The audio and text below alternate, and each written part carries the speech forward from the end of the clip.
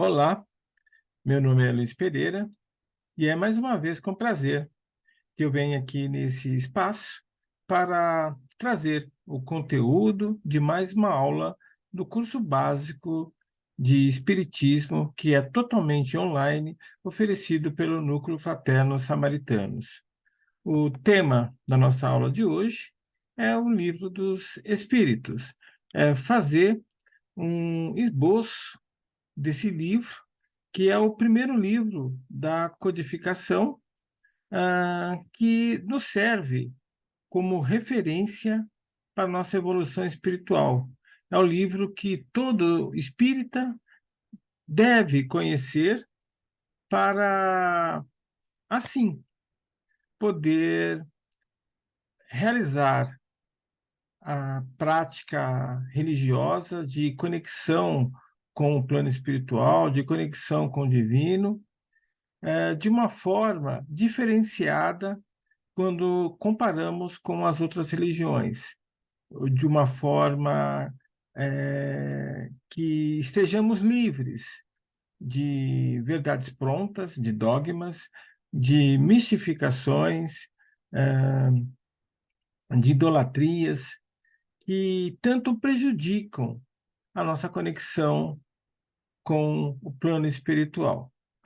Então, iniciando a aula, eu quero aqui lembrar que tudo começou por volta do século XIX, quando Kardec, que ainda se apresentava publicamente com o nome de Denisard Hippolyte Léon Rivail,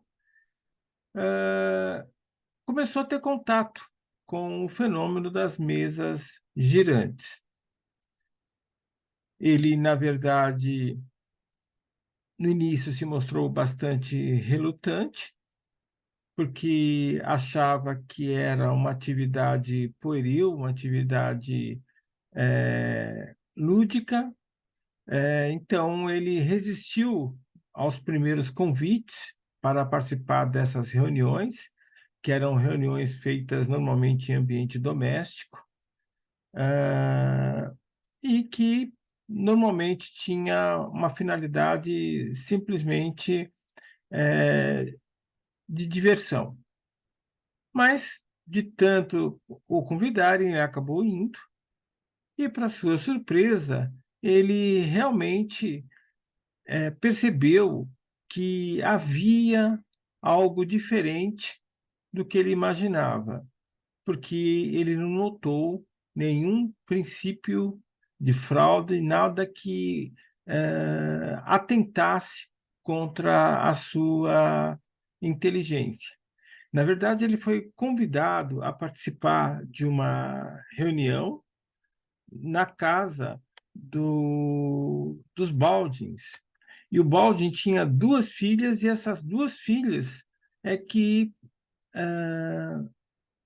comandavam a sessão mediúnica, duas filhas que hoje seriam meninas ainda, adolescentes, pré-adolescentes, com 14 e 16 anos, mas que produziam respostas às perguntas feitas, respostas com uma qualidade intelectual, com uma qualidade de conteúdo que fazia com que Kardec visse algo de diferente naquela atividade que, a princípio, parecia ser totalmente lúdica. E ele, meio que em choque, vamos colocar assim, pelas suas primeiras experiências, resolveu estudar a fundo essas atividades para tentar, a partir daí, encontrar as respostas do porquê daquelas ocorrências. E aí ele começou, como já foi colocado em outra aula, a participar de várias sessões mediúnicas,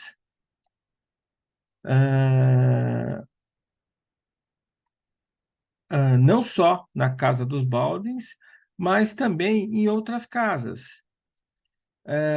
Em especial, existia uma sessão mediúnica onde participava a médium Ruth Jafé, que era mais velha que as duas filhas do Baldwin, e que produzia respostas ainda mais incrédulas em termos de conteúdo, de qualidade da resposta.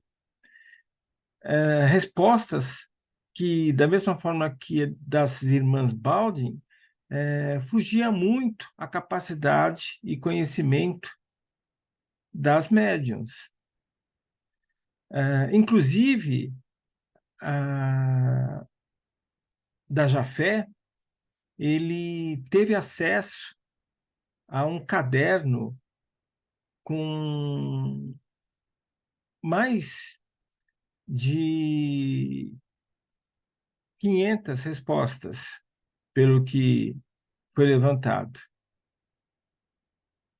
E ele reusou as respostas que ele obtinha na casa dos Baldwins para cruzar as informações com as respostas que ele obtinha da Ruth Jafé. E consolidou na primeira edição do Livro dos Espíritos, que tinha 501 questões. No lançamento dessa primeira edição, em 18 de abril de 1857, ele conheceu uma outra médium, também adolescente, que já tinha publicado um livro, na verdade é uma biografia, e que pela qualidade da biografia que ela escreveu,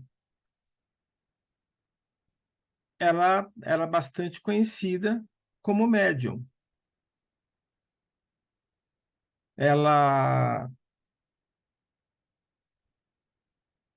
fez a biografia de São Luís, rei da França, e também da Joana d'Arc. Na época do lançamento da primeira edição do Livro dos Espíritos, ela tinha lançado só a biografia de Joana d'Arc, mas essa biografia já fez ela ficar bastante conhecida. 2 anos depois do lançamento dos Espíritos, ela lançou a biografia de São Luís. O fato é que Kardec ficou encantado com ela, na conversa que ele teve em particular com ela e com os pais, que ele utilizou ela para fazer o segundo lançamento do Livro dos Espíritos, que se configurou, né, na segunda edição do Livro dos Espíritos, com 1019 questões. Na verdade, ele usou mais a irmã Dufault, que era o nome dessa menina, como uma revisora das informações que ele já tinha. Porque tanto as irmãs Baldwin como a Ruth Jafé se afastaram por motivos diferentes. As irmãs Baldwin, porque casaram, na época casavam-se muito cedo, e saíram de Paris, foram para o interior da França, e a Ruth, que era mais velha do que as Baldwin, também se afastou de Kardec, mudou de Paris, acredito que ela tenha se casado também, mas existem informações controversas aí. O fato é que ele ficou sem as médiuns principais que ele usava. Ele fala isso na revista do livro, ele fala isso na revista Espírita, para construção do livro dos Espíritos, mais de 10 médiuns, mas as principais foram as irmãs Baldin e a Ruth Jafé. E ele ficou, então, sem as principais médiuns para terminar, fazer a segunda edição do Livro dos Espíritos.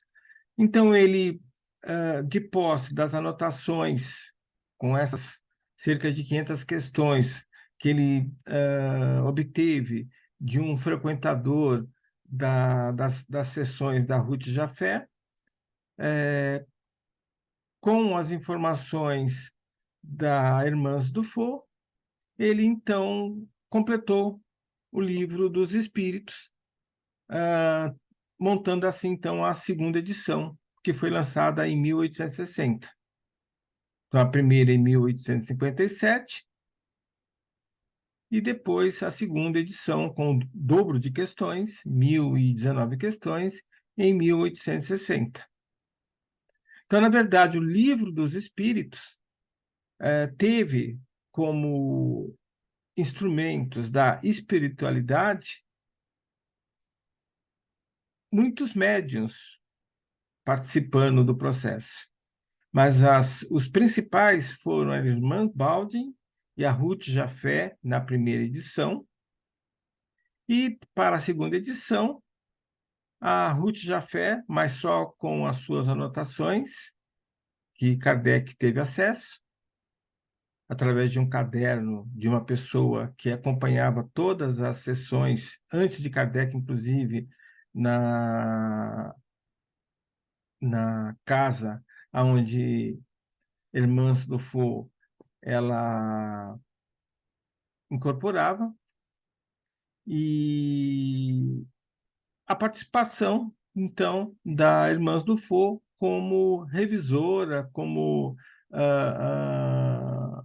opção de múltipla constatação para Kardec, para ele, então, tivesse a capacidade de produzir esse segunda edição do livro. Então, o fato é que o Livro dos Espíritos, ele, depois de pronto, ele atingiu o número de 1.019 questões, que é o que nós temos hoje, a versão final que chegou até os nossos tempos. Mas Kardec deixou claro que o Livro dos Espíritos era só a ponta de um iceberg, que a doutrina espírita teria que ser desenvolvida e estava e estaria sempre em construção, porque ela tinha que estar sempre em acordo com a ciência e com a filosofia, ou seja, ela teria que ser racional e lógica. Tanto é que o próprio Kardec expandiu o conteúdo do Livro dos Espíritos depois do lançamento do Livro dos Espíritos nesse salão da Royal Society. Kardec expandiu o Livro dos Espíritos nos outros livros, né, que nós conhecemos formando o Pentateuco, o Livro dos Médiuns, o Evangelho segundo o Espiritismo, o Céu e o Inferno e a Gênese. Então, o Livro dos Espíritos, né, ele tem 4 sublivros ou 4 partes, e cada uma dessas partes é que deu origem aos outros 4 livros que compõem o Pentateuco. Quer dizer, o próprio Kardec expandiu o conteúdo do Livro dos Espíritos, e ele já deixou claro que o conteúdo da doutrina espírita era um conteúdo dinâmico, que o conteúdo que ele conseguiu consolidar do plano espiritual, era a base de uma nova ciência, de um novo conhecimento, mas que de modo algum era a palavra final. E ele, inclusive, deixou uma metodologia, um método científico de uma nova ciência para que a doutrina pudesse, de maneira dinâmica, se expandir, mas sempre respeitando a razão e a lógica, sempre respeitando a ciência e a filosofia. Então, nós temos o Pentateuco, sendo que o Livro dos Espíritos serviu de base para a expansão, né, dos outros, da doutrina e construção dos outros livros. Então, o Livro dos Espíritos tem 4 partes e cada uma dessas partes serviu de referência para que Kardec escrevesse os outros 4 livros, sempre com o apoio da espiritualidade. Na verdade, Kardec foi só o codificador, né? Ele, de posse das informações que ele conseguia obter do mundo material, através dos médiuns, que entravam em contato com o plano espiritual. E, com o apoio do Espírito da Verdade, que o ajudava a consolidar essas informações, ele codificou o Pentateuco, os 5 livros que compõem a base da doutrina espírita. Não são livros sagrados, porque eles representam o conhecimento da doutrina espírita na época de Kardec. Mas, como o próprio Kardec colocou, né, eles têm que evoluir de acordo com o conhecimento humano, em acordo com a ciência e com a filosofia. O Livro dos Espíritos, depois de uma introdução,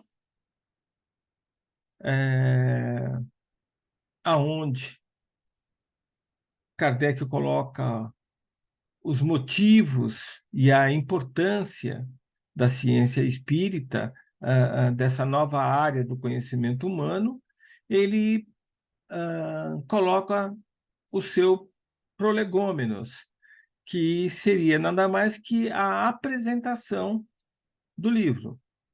Então, tem a introdução, depois da introdução vem o prolegômenos. E no prolegômenos, ele começa com essa rama de vinho, querendo representar, de acordo com a sua própria descrição, nessa rama, o espírito humano em evolução, aonde a rama em si, com a sua folhagem, representaria o corpo físico. A seiva que manteria e que daria a vida para essa rama seria, então, o espírito, a alma da consciência que habita a seiva. E o cacho de uva, as uvas, seriam um fruto. Ou seja, quanto melhor fosse a qualidade da seiva, do espírito, num corpo físico adequado, melhor seria o fruto. Ou seja, a seiva, o espírito vivifica o corpo físico para que ele produza boas obras, bons frutos. Como Jesus colocou, conhece-se a boa árvore pelos seus frutos. Então, no Prolegômenos, Kardec nos apresenta o livro, como ele construiu o Livro dos Espíritos. E, em seguida, ele começa, então, a descrever o conteúdo de cada capítulo, de cada livro que compõe o Livro dos Espíritos. Então, no prolegômeno, ele faz um breve resumo da doutrina, colocando os princípios básicos. Nesse slide, está colocando alguns dos princípios, mas nesse slide não esgota todos os princípios da doutrina espírita. Veja bem que são princípios, não são dogmas, ou seja, não são verdades prontas, verdades que não podem ser discutidas, questionadas, repensadas. Mas um dos princípios, então, da doutrina espírita é a existência de Deus, que é eterno, nunca teve início, nunca vai ter fim, é imutável, porque se ele fosse mutável, ele não seria perfeito, é único, porque na dualidade nós já temos o contraponto. Então, se ele é perfeito e é imutável, pode ter um. Tudo ele pode, onisciente, onipresente, onividente, e soberanamente é justo e bom. Ou seja, a providência divina é perfeita, portanto, a sua justiça também o é. Mas são postulados que consolidam o princípio da existência de um Deus, que seria a causa primeira de todos os efeitos do universo que nós conseguimos perceber. Outro princípio é que essa entidade, essa potência é que deu origem ao universo, é uma das formas dele se manifestar. Ele criou o universo há 13,8 bilhões de anos atrás, o universo conhecido pelo homem, e continua criando até hoje. Então, é uma das formas que ele se manifesta no ato de criar. E ele cria o tempo todo, inclusive a vida. Que o plano espiritual é o mundo normal, que o plano material, o corporal, é só uma pequena porção, é um vislumbre, uma exceção ao mundo normal, que é o plano espiritual. É uma vírgula. E a alma é o espírito quando está encarnado, então, vivendo essa vida na matéria. Mas ainda se poderia colocar ainda outros princípios que estão colocados no livro dos Espíritos, como, por exemplo, da reencarnação, como o da comunicabilidade entre os espíritos que estão encarnados e os desencarnados, a multiplicidades de planos existenciais, de mundos existenciais, na imortalidade do espírito, não na eternidade, mas na imortalidade do espírito, porque ele teve um início que é o próprio divino, então ele não é eterno, ele é imortal. Então tem outros princípios, mas são princípios, não são dogmas. Isso tem que ficar bem claro. Então, começando com o livro primeiro, ele fala das causas primárias. Então, ele é obrigado a falar do próprio Deus. Então, primeiro livro, composto de 4 capítulos, né? Ele começa no capítulo 1 falando de Deus, colocando as propriedades de Deus, as formas com que Deus se manifesta, que são basicamente duas, através da criação e através das suas leis universais e divinas. E essa revelação contida no Livro dos Espíritos faz toda a diferença, porque traz aí o caráter divino da revelação da doutrina espírita, mas também traz o caráter científico da doutrina espírita, fazendo com que a doutrina espírita não seja uma mera religião.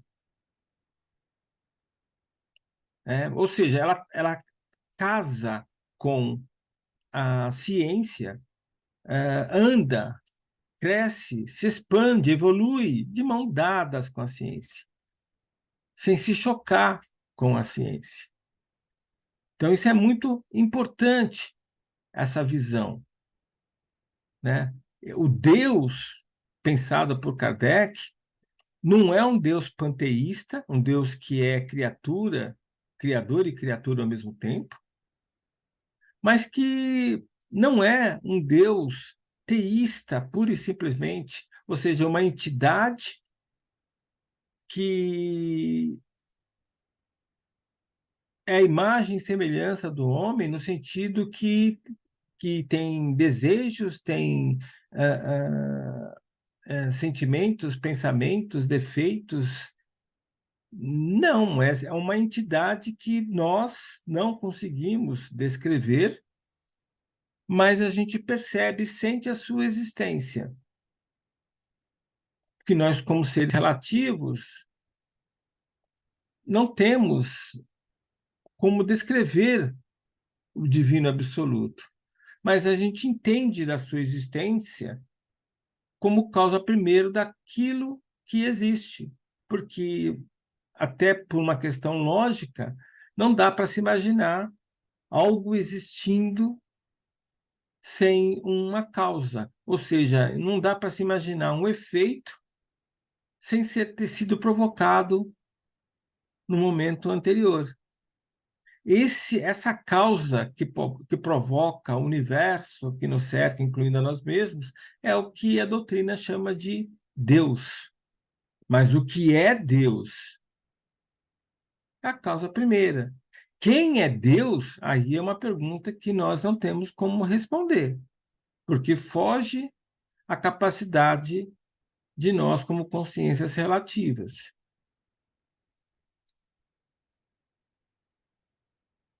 No capítulo 2 do Livro dos Espíritos, fala sobre o fluido cósmico universal. E no seu capítulo 3, né, ele fala como se dá a criação através da manipulação desse fluido cósmico universal. Então, de acordo com a nossa doutrina, no Livro dos Espíritos, em seus capítulos 2, capítulo 3 e capítulo 4, ele explica como se dá a criação do universo. Então, o fluido universal, que é o hálito do divino, ele se condensa e nessa condensação ele cria o universo que nos cerca. A palavra fluido era a palavra que no tempo de Kardec era utilizado no lugar de energia. A palavra energia começou a ser utilizada no início do século XX. Na época de Kardec, a expressão utilizada para a palavra energia era fluido. Então, fluido universal, energia universal, é a mesma coisa. Então, esse fluido universal é o hálito do divino, é um dejeto, portanto, do divino, e ao se unir, ao se atrair, cria-se o universo que nos cerca. O fluido vital é aquilo que dá vida para o fluido universal que foi condensado. Então, é a soma do fluido universal com o fluido vital que cria a consciência no fluido universal condensado. Sem energia vital, o fluido vital condensado não tem consciência. E é essa consciência inicial, conhecida também como mônada, que ao habitar um corpo criado através da condensação do fluido universal, é que nós chamamos de vida. Então, todos nós, cada um de nós, somos consciências em evolução que começamos a experimentar o plano material há bilhões de anos atrás, nos manifestando de maneira bem simplória em materiais inanimados, onde começamos a ter as primeiras sensações de calor, frio, pressão, forças de tração, torção, perceber a umidade, o vento. E à medida que essa consciência vinculada a um corpo ganha de maneira quantitativa em sapiência, em conhecimento, ela vai dando saltos qualitativos para poder se manifestar de maneiras mais sofisticadas, e assim evoluindo através dos diferentes reinos, mineral, vegetal, animal e hominal, onde estamos hoje.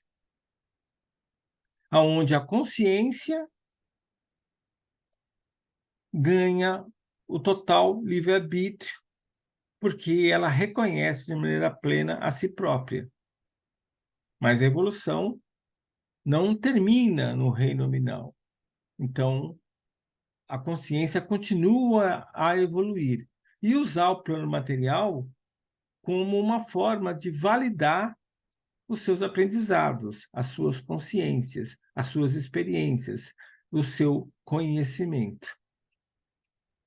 Ou seja, a experiência na matéria da consciência que cada um de nós somos é uma oportunidade de validarmos a nossa evolução. É como se fosse uma prova de concurso. Nós encarnamos no plano material para comprovar uma consciência, uma ciência, um aprendizado. E assim a coisa rola. Então, o primeiro livro do que faz parte do Livro dos Espíritos, ou o primeiro capítulo, que é composto de 5 itens, ele nos conta, então, né, de Deus, de suas propriedades, de sua forma de se manifestar, e nos fala de maneira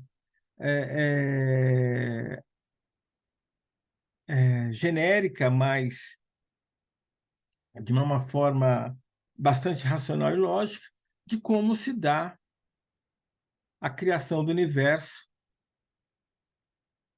incluindo aí dos espíritos, e de como eles evoluem, né, através dos diferentes mundos, dos diferentes reinos, para se manifestar.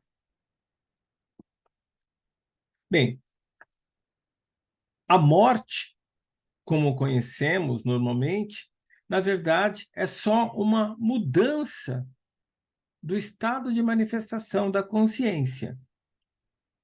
Quando a energia vital que a consciência, que o espírito tem, não é suficiente para manter o corpo orgânico, a matéria biológica em funcionamento, dá-se então aquilo que nós chamamos de morte física. Como a consciência, como o espírito não consegue, porque falta energia vital, falta energia, o fluido vital acabou ou não é mais suficiente para manter a máquina biológica funcionando, a consciência, então, fica livre do mundo material. Ela vai se manifestar só nos planos espirituais, até ela ter uma outra oportunidade de, novamente, né, consolidar um corpo físico para, habitando nesse corpo físico, poder ter mais uma sequência de vida na matéria. Então, na verdade, um espírito não morre. O espírito, como já foi colocado, ele é imortal. O que ele passa periodicamente é por experiências na matéria, mas que essas experiências é por um tempo determinado, enquanto ele tem energia vital para manter a máquina de manifestação no plano físico funcionando. Essa energia vital, ela pode, muitas vezes, ser exaurida de uma forma mais rápida através de vícios, através de mau uso, né? Da má captação de energia, e, com isso, a morte física ocorrer num tempo menor do que poderia ser. Mas, a princípio, a energia vital é um mérito que o próprio espírito ganhou, e é o suficiente para ele ter uma determinada experiência. Mas, às vezes, é abreviada, mesmo porque, às vezes, acontecem ações, eventos não planejados, não esperados pela consciência quando encarna, um acidente, por exemplo, uma doença, e ele não consegue completar os objetivos de uma encarnação. Mas o fato é que o espírito nunca retrocede no seu grau de consciência, na sua evolução. Por pior que seja uma existência na matéria, uma encarnação, ele sempre progride, porque, no mínimo, ele aprende como não deve proceder. Ele ganha em experiência. Então, a vida na matéria é uma vírgula na existência imortal do espírito, mas essa vírgula na imortalidade do espírito é uma oportunidade única de vivência, e ele precisa aproveitar de forma plena. Bem, aí começa então o segundo livro, a segunda parte do Livro dos Espíritos, que é composta essa por 11 capítulos, e não por 5, como é o primeiro livro. E aí ele vai destacar, né, a relação do espírito, da consciência em evolução, com o resto do universo que lhe cerca. Então, no capítulo 1, ele vai colocar de como se compõe o espírito quando ele está vinculado à matéria. Então, ele fala aí de perispírito, ele fala aí de pontos de força, ele fala aí de corpos espirituais. Enfim, ele descreve nesse capítulo 1, são 11, né? Mas nesse capítulo 1 do livro 2, do Livro dos Espíritos, ele descreve o corpo espiritual interagindo com o corpo físico. Depois ele coloca, né, uma classificação dos espíritos de acordo com seu grau evolutivo. Os espíritos, então, não são todos iguais, mesmo porque eles foram emanados do divino em tempos diferentes, e como eles têm também experiências diferentes, vivências diferentes, cada espírito está num ponto de evolução que não é necessariamente o seu tempo de existência no universo. Depende muito do seu grau de eficiência na evolução. Mas o fato é que cada um dos espíritos está no seu caminho evolutivo, evoluindo do seu jeito, no seu tempo. E por isso nós temos que tolerar, sendo paciente e tolerante com os demais espíritos, que todos estão evoluindo.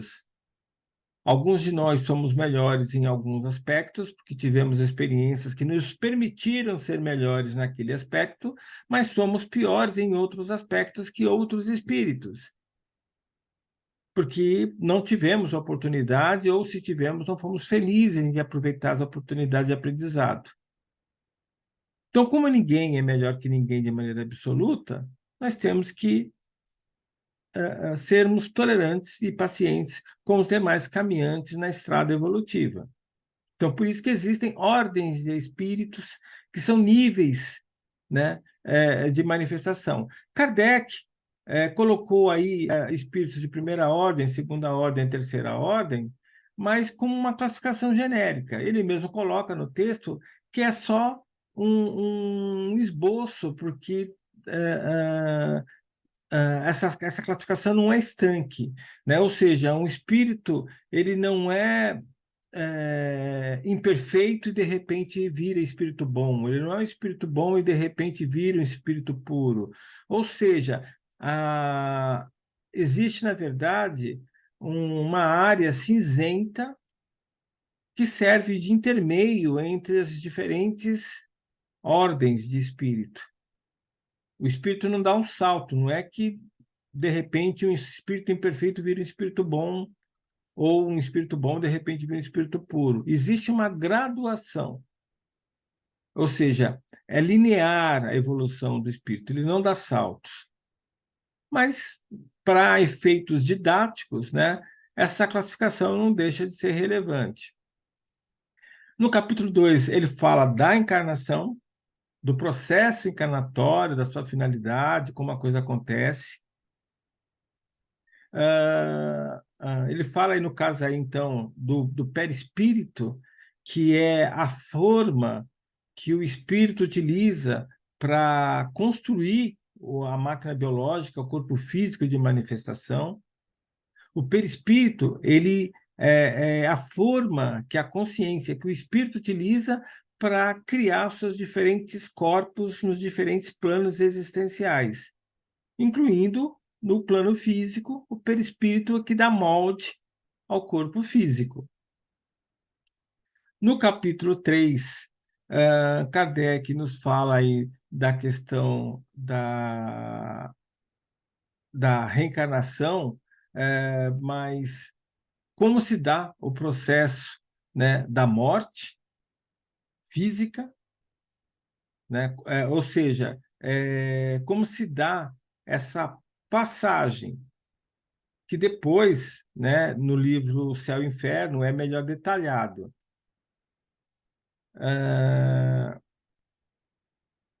Ele comenta, né, que, a princípio, o espírito, quando faz a passagem, ele não percebe que fez a passagem, ele continua ainda numa espécie de sonho, onde ele ainda está vivo, e aí, quando ele acorda do sonho, é que ele percebe que fez a passagem. Mas boa parte dos espíritos não aceita e se lamenta profundamente de ter feito a passagem, e aí sofre, né, pela passagem, pelo ter perdido o acesso à matéria, aos entes queridos, e aí, quando ele volta a dormir, ele volta a sonhar que está vivo e tudo bem. Enquanto ele não aceita a passagem, ele fica nesse estágio, né, de sonhar que está vivo. E isso pode demorar meses, anos, dezenas de anos, dependendo do grau de conexão do espírito com a matéria. Ele fala aí, então, das pluralidades de existências, né, que o espírito, então, ele tem várias existências no plano material, justamente para usar o plano material como uma forma de purificar, de refinar o espírito. No capítulo 6, ele fala um pouco de como é a vida do espírito nos planos espirituais, e aí ele fala dos espíritos errantes, que são aqueles espíritos que estão no baixo astral, que é o plano existencial imediatamente superior ao plano físico, e como eles se manifestam nesse plano astral, como se dá o retorno à vida física, ou seja, aí ele fala do processo de nascimento, como isso ocorre, no capítulo 7 do segundo livro.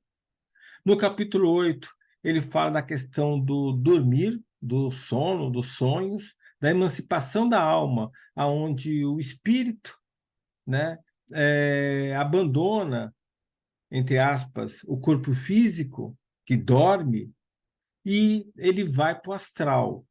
Na verdade, eu coloco ele, entre aspas, esse abandono, que enquanto existe energia vital suficiente para o espírito manter a máquina biológica, o corpo físico em funcionamento, ele sempre tem um cordão, conhecido como cordão de prata, que conecta o espírito, essa consciência, ao corpo físico.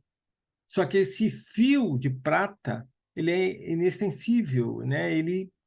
Ele pode se expandir de maneira indefinida, então o espírito fica livre e pode fazer as famosas viagens astrais, guiado ou não, consciente ou não, dependendo do grau evolutivo do espírito. Então, Kardec, né, no livro 8, ele nos brinda com esse conteúdo, né, oferecido pelos espíritos que o ajudaram na codificação. No 9, ele fala como se dá a intervenção dos espíritos desencarnados no plano material.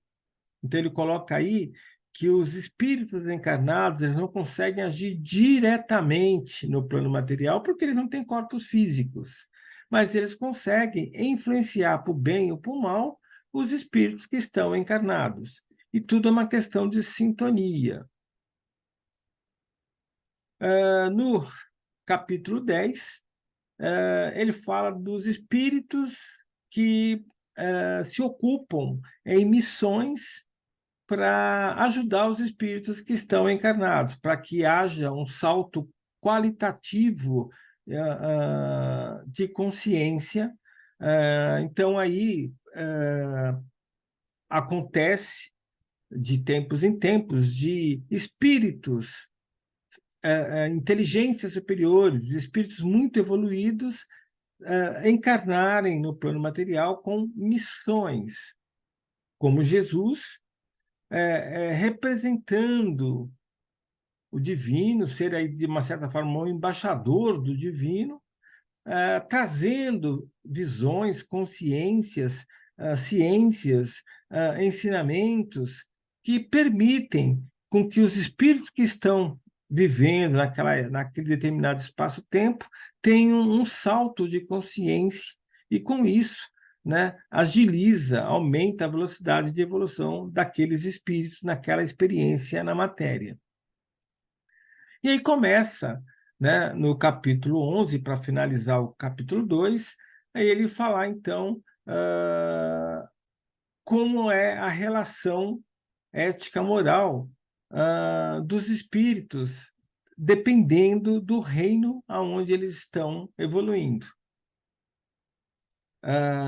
No reino mineral, o espírito meio que dorme. Ele está conectado à consciência coletiva, mas ele ainda não tem consciência, então, de si próprio. Ele tem, então, percepções do universo que lhe cerca, mas ele não consegue interagir.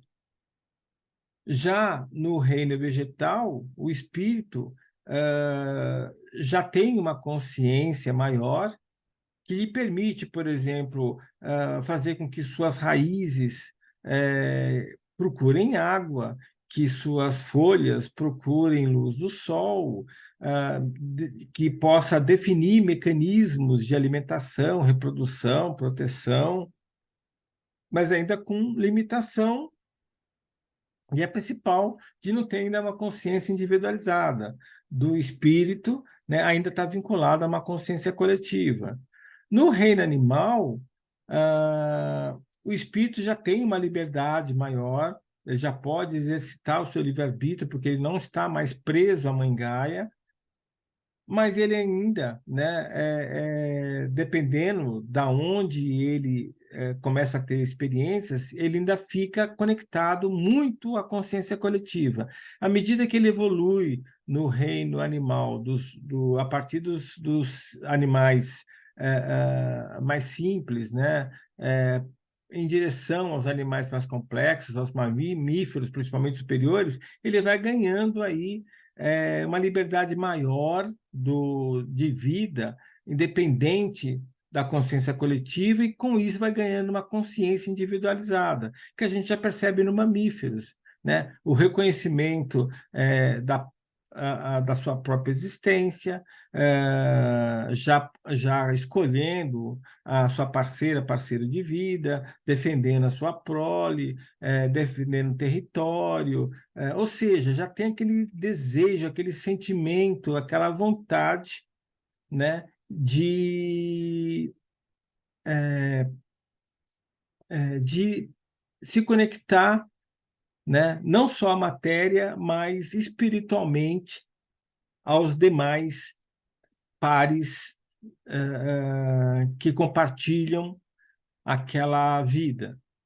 Só no homem é que esses conceitos éticos morais ganham um outro status, porque no homem o espírito ganha consciência plena de si próprio, então ele pode usar ainda de uma forma mais livre o seu livre-arbítrio. Então aí ele já começa a desenvolver aquilo que a gente chama de karma. Porque nos animais, no reino animal, como ele ainda não tem uma consciência de si próprio, de maneira plena como tem o homem, ele praticamente não desenvolve karma, porque ele ainda está muito preso à questão dos instintos, né, da consciência coletiva, né, da vida que ele leva naquele plano, naquele reino animal. E assim, então, à medida que o espírito evolui através dos diferentes reinos, através dos diferentes planos existenciais, ele vai, então, ganhando um vislumbre diferente, né? Tanto moralmente como eticamente. Bem, indo agora em direção ao livro 3. O livro 3 é onde é apresentado leis divinas, leis universais de caráter moral. Então, existem as leis divinas, universais, científicas, que governam o universo o universo material, mas que valem de maneira plena, porque são leis divinas para toda a criação. E tem as leis morais, onde Kardec compila nesse livro 3 do Livro dos Espíritos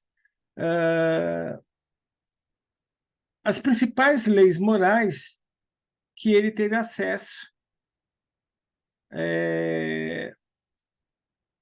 através dos espíritos. Ele mesmo coloca que não esgota as leis divinas e universais, mas que é uma boa lista. Né? Então, nós temos aí o conceito do que é uma lei divina, o que é uma lei natural. Depois ele lista 10 leis, né? Lei da adoração, lei do trabalho, reprodução, conservação, destruição, sociedade, progresso, igualdade, liberdade, justiça, amor e caridade. E aí ele complementa, né, com a perfeição moral como um espírito que respeita, conhece e respeita todas as leis anteriores. Então, nós temos aí a lei da adoração e do trabalho, que tem a ver com a relação com o divino. Aí nós temos a lei da reprodução, conservação e destruição, que tem a ver com a criatura, com o ser. E nós temos aí as leis, né, da sociedade, progresso, igualdade e liberdade, que tem a ver com a sociedade, com o ser, com a criatura vivendo em grupo. E depois nós temos aí a lei da justiça, amor e caridade como a lei, né, que abarca as anteriores.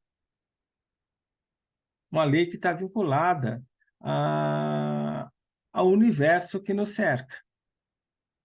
Então, ele começa, em cada um desses capítulos, são 12, a descrever cada uma dessas leis. Então, no capítulo 1, ele vai falar sobre a lei divina natural, ele vai dizer o que é a lei divina. Né? No capítulo 2, ele vai falar sobre a lei da adoração e assim por diante. Né? Então, no capítulo 1, ele vai definir lei divina, lei natural. É uma lei que vale em todo o tempo e espaço, para toda a criação, é perfeita, não tem exceção. Não tem interpretação, porque não é uma lei humana. É uma lei perfeita, eterna, imutável. Quer queiramos, quer não, estamos sobre seu jugo. E aí ele começa, então, a lei da adoração, que tem a ver da relação da criatura com o divino, tem a lei do trabalho, é a lei que nos diz que, quer queiramos, quer não, nós usinamos, processamos energia, e que então temos que a ideia de evoluir é aprender a utilizar essa energia da melhor maneira possível, porque a lei do trabalho nos diz que nós gastamos energia até dormindo, então devemos valorizar a oportunidade que está na matéria para gastar essa energia de maneira otimizada. Nós temos a lei da reprodução, aí já tem a ver com a criatura e não com a relação com o divino. Né? Então, nós temos a lei da reprodução, da conservação e da destruição. Ou seja, lei da reprodução, né? Que nos diz que a reprodução é algo normal, faz parte do viver, e essa reprodução não significa necessariamente que todo espírito tem que dar passagem a outro espírito, oportunidade para outro espírito na matéria, mas que ele tem que, se ele não faz isso pessoalmente, ele tem que permitir colaborar para que essa lei esteja ativa, para que haja a reprodução, porque a reprodução é que permite com que os espíritos tenham acesso a experimentar a matéria e, com isso, evoluir. A lei da conservação, né, que é onde toda a consciência, né, que se manifesta através do fluido vital na matéria, que é o fluido universal condensado, tenta sobreviver. De maneira inconsciente, até a consciência habitando um corpo quer viver, quer se conservar na matéria para vivenciar, comprovar aprendizados. E a lei da destruição, ou seja, todos nós temos um prazo de validade, todos nós temos um período para vivenciar na matéria, e quer queiramos, quer não, né, iremos um dia fazer a passagem. É inevitável a morte física. Mas nós temos que entender que essa lei de destruição não está só conectada com a morte. É que tudo se recicla neste universo que nos cerca no plano material. Tudo se recicla, justamente para nessa reciclagem, nessa renovação, permitir, né, múltiplas experiências na matéria. Isso acontece, inclusive, né, a nível galáctico, a nível estelar. As estrelas se reciclam, têm tempo de vida, as galáxias, inclusive. Bem, e agora começam, então, as leis que têm a ver com a vida em grupo. Então, a lei da sociedade, a lei do progresso, a lei da igualdade e a lei da liberdade. Kardec dedica um capítulo para analisar cada uma dessas leis. Então, repare que ele vai a fundo na explicação da importância dessas leis naturais, dessas leis universais. Bem, e ele termina, então, falando da lei divina, né, que tudo abarca, a última lei, a 10ª lei, a lei da justiça, amor e caridade. Né? O divino é amor. Caridade é o amor materializado, amor colocado em prática. E a justiça divina, como é perfeita, né, nós devemos aceitar, mesmo que não entendemos a sua aplicação, porque é perfeita, porque ela é resultado, né, da aplicação da lei da causa e efeito. Então, a justiça atua o tempo todo, fazendo com que o efeito, para o bem ou para o mal, seja sempre aplicado como forma da aplicação da justiça. E ele termina, então, né, com a questão da perfeição moral, que todos nós devemos trabalhar os nossos defeitos para que virem virtudes, e devemos trabalhar os nossos vícios para que vivam, se transformem, se convertam em bons hábitos, para que assim, né, possamos evoluir de uma forma mais rápida, nos refinar o nosso espírito de uma forma mais rápida. E assim acaba, então, o capítulo 3. No capítulo 4, ele já nos fala, né, das esperanças e consolações. Ele fala já dos efeitos de nossas ações, das consequências que nos atingem mediante as nossas obras, que é o que pensamos, sentimos, falamos e fazemos. Ele fala, né, das penas e gozos terrenos. Esse livro 4, ele detalhou no livro O Céu e o Inferno. Então, ele coloca aí a ideia, né, que céu e inferno, na verdade, são estados de consciência, né, que o próprio espírito cria como efeito de suas obras, de sua manifestação, tanto no plano material como no plano imaterial, porque nós evoluímos o tempo todo, né, de todas as formas possíveis. E que, na verdade, não existe castigo e não existe perdão, né, no sentido do divino nos castigar ou nos perdoar. O divino não nos castiga, mas o divino também não nos perdoa. O castigo que nós julgamos como castigo é um efeito das nossas próprias obras, por estarmos desalinhados com as leis universais.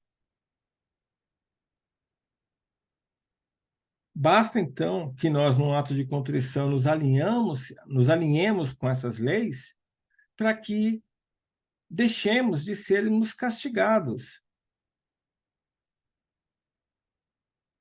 E aí, alinhado com essas leis, nós podemos até dizer que estamos sendo perdoados e talvez até abençoados.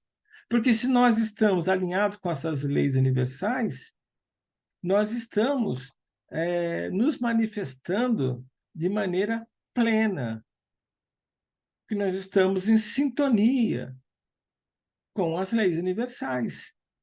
Então, nós estamos otimizando, maximizando a nossa capacidade de se manifestar. Já quando estamos desalinhados com essas leis, nós nos damos mal.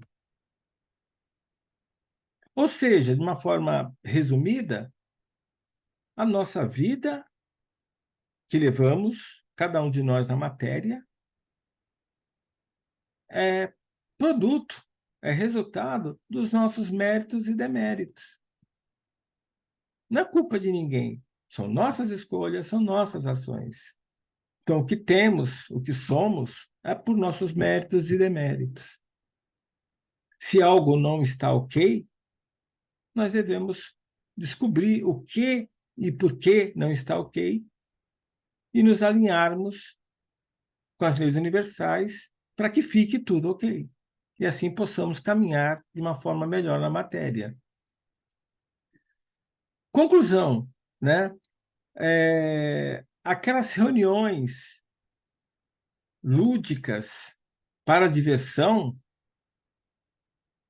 que Kardec, pelo menos assim, imaginava no início, na verdade, foi o mote que fez com que toda uma ciência fosse criada a partir daí. A ponto do Arthur Conan Doyle, o, o famoso escritor do Sherlock Holmes, e que fez um livro que recomendo a leitura, História do Espiritismo, colocar que na época de Kardec houve uma verdadeira invasão do mundo pelos espíritos desencarnados, justamente porque, na visão do Arthur Conan Doyle, ele era o momento que a humanidade estava preparada para receber essas informações, começar a receber essas informações. Existem outras explicações. Por que que a revelação divina e científica que Kardec teve acesso e codificou para nós também, temos acesso a essa informação, foi surgida em meados do século XIX, e não no século XVIII, ou XVII, ou XX. É porque no século XIX é que houve as condições de consciência humana, consciência coletiva humana, para receber essas informações. Essa é uma outra visão. Existem outras explicações, que é, por exemplo, a perda do poder político de controle sobre a sociedade das igrejas, né, cristãs da época. Com a separação da igreja do Estado, elas perderam poder e, assim, deu permitiu com que novas ideias fossem aceitas e trabalhadas, estudadas, desenvolvidas pela sociedade. Enfim, o fato é que aquelas reuniões que Kardec achou que não tinham valor foi o ponto, o chute inicial que deu início à ciência espírita e à doutrina espírita, que é dinâmica, né? Permitiu a confecção do Pentateuco da doutrina espírita, onde Kardec foi o codificador, mas que não fechou o seu conteúdo. Não são livros sagrados, são livros de referência. Mas é que é o ponto de partida para tudo que vem depois. Ou seja, se vier algo que conflite com a doutrina espírita estabelecida por Kardec, nós devemos usar os métodos de Kardec para verificar se é doutrinário ou não. Ou seja, não é porque está no Livro dos Espíritos que é verdade absoluta. Mas se surgir algo, seja que por psicografia, ou por psicofonia, ou por um outro fenômeno mediúnico, um outro meio mediúnico, uma informação que conflite ou que acrescente uma visão diferenciada do que está no Pentateuco, nós temos que utilizar os métodos desenvolvidos por Kardec, a ciência espírita desenvolvida por Kardec, o método CUI, Controle Universal dos Ensinamentos dos Espíritos, para, assim, poder validar essa informação e, a partir desse instante, começar a pertencer, né, à doutrina. Se não for assim, né, nós podemos até aceitar, mas é de cunho particular. Nós não podemos dizer que faz parte da doutrina espírita. Aí é uma verdade particular nossa, que nós não devemos impor a nenhum outro. Na próxima aula, a gente vai justamente estudar essa metodologia que Kardec desenvolveu para permitir que a doutrina espírita tenha seu conteúdo dinâmico, de forma que, mesmo sendo dinâmico, expansível, evite, né, as maquinações, as construções humanas que acabam por criar mistificações, idolatrias, dogmas, enfim, falsas verdades. E é isso, né? Aqui, né, tá então a nossa referência básica do, da nossa aula, né? Lembrando que o conteúdo também do livro Espiritismo, Primeiros Passos, também é referência para essa aula. E na próxima aula nós vamos estudar, então, o, o método de Kardec para desenvolver essa ciência espírita, a nossa doutrina espírita. Bom, espero, né, que eu tenha sido claro, que eu tenha conseguido passar as informações que são relevantes, de forma que o livro dos Espíritos não seja, né, algo intratável, né, para se ler. Ou seja, espero que eu tenha conseguido motivar a que cada um de vocês possa ter interesse em ler o Livro dos Espíritos, porque ele é a nossa referência primeira. Bem, que todos, né, fiquem bem e tenham aí dias de muita paz e muito amor. Que assim seja.